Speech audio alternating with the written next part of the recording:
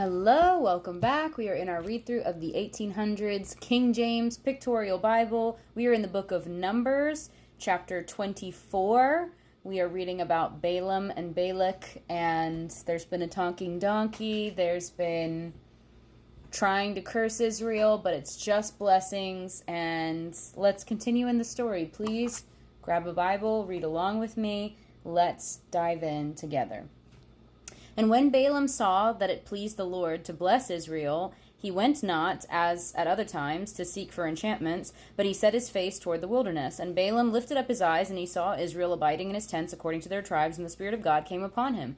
And he took up his parable, and said, Balaam the son of Beor hath said, and the man whose eyes are open hath said, which heard the words of God, which saw the vision of the Almighty, falling into a trance, but having his eyes open, how goodly are thy tents, O Jacob, and thy tabernacles, O Israel. As the valleys are, they spread forth, as gardens by the river's side, as the trees are of linealoes, which the Lord hath planted, and as cedar trees beside the waters. He shall pour the water out of his buckets, and his seed shall be in many waters, and his king shall be higher than Agag, and his kingdom shall be exalted. God brought him forth out of Egypt. He hath, as it were, the strength of an unicorn. Unicorn again.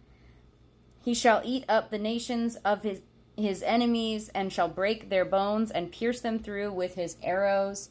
He couched, he lay down as a lion, and as a great lion, who shall stir him up?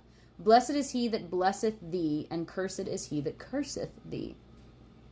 And Balak's anger was kindled against Balaam, and he smote his hands together. And Balak said unto Balaam, I called thee to curse mine enemies, and behold, thou hast altogether blessed them these 3 times. Therefore now flee thou to thy place. I thought to promote thee unto great honor, but lo, the Lord hath kept thee back from honor. And Balaam said unto Balak, Spake I not also to thy messengers, which thou sentest unto me, saying, If Balak would give me his house full of silver and gold, I cannot go beyond the commandment of the Lord, to do either good or bad of mine own mind. But what the Lord saith, what that will I speak. And now, behold, I go unto my people. Come therefore, and I will advertise thee what this people shall do to thy people in the latter days. And he took up his parable, and said, Balaam the son of Beor hath said, and the man whose eyes are opened hath said, he hath said, which heard the words of God, and knew the knowledge of the Most High, which saw the vision of the Almighty, falling into a trance, but having his eyes open. I shall see him, but not now. I shall behold him, but not nigh. There shall come a star out of Jacob, and a scepter shall rise out of Israel, and shall smite the corners of Moab, and destroy all the children of Sheth. And Edom shall be a possession, Seir also shall be a possession for his enemies, and Israel shall do valiantly. Out of Jacob shall come he that shall have dominion, and shall destroy him that remaineth of the city.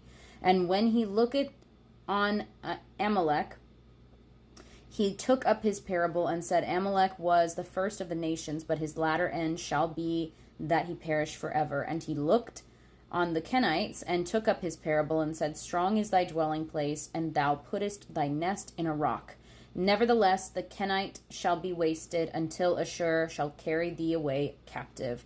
And he took up his parable, and said, Alas, who shall live when God doeth this? And ships shall come from the coast of Chittim, and shall afflict Ashur, and shall afflict Eber, and he also shall perish forever. And Balaam rose up, and went and returned to his place, and Balak also went his way. Okay, a lot happened. Balaam, a 3rd time, does not curse Israel, but blesses them. And then proceeds, when Balak chastises him, to say, I told you from the beginning that I can't do anything that God doesn't allow me to do. I can't arbitrarily hand out curses. If God tells me to curse, then yes, I'll curse. But if God tells me something else, that's what I am bound to say. And then he goes on to give a prophecy. And if you notice, it was a very interesting prophecy. A very, very interesting prophecy. He says, I shall see him, but not now. I shall behold him, but not nigh. There shall come a star out of Jacob, and a scepter shall rise out of Israel, and shall smite the corners of Moab and destroy all the children of Sheth. Now, my understanding is that this is actually a messianic prophecy, specifically the star part, because, like I said before, Balaam is not an Israelite. He is a Gentile. He is from another country. He is a foreigner, culturally different, and yet he is a prophet. He hears directly from the real God. Now, we get the sense that he's also doing other stuff on the side, because in here there's a note that he didn't turn to enchantments as at other times. So he acknowledges our God, but he probably is stirring up other trouble and talking to demons and doing other stuff too, for sure.